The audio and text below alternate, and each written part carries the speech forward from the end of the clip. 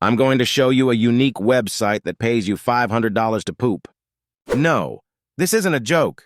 You might have seen some side hustles from other websites showing you how to earn money with typing, earning credits by viewing ads, or taking surveys. Yes, these sites can earn you money, but you earn very little for the amount of time you put in. So how would you like to earn $500 for pooping? This site is called humanmicrobes.org. In order to become a stool donor, you will need to follow these steps. 1. Complete the screening questionnaire. 2.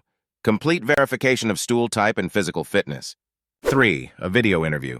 4. Stool and blood testing. This is paid for by them. 5. Get paid $500 per stool. If you're having a bowel movement every day, it can total $180,000 per year. You need to be over 18 and under 50 years of age and have no serious medical issues. The research behind this is to combat against chronic disease. It is in large part due to the loss of our host native microbes that get passed down generationally.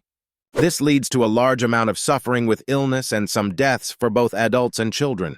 Restoring the gut microbiome, fecal microbiota transplants, has given hope of addressing these major problems. So in order to do so, they need people who are still healthy enough to qualify as high-quality stool donors to sign up and start donating their stool.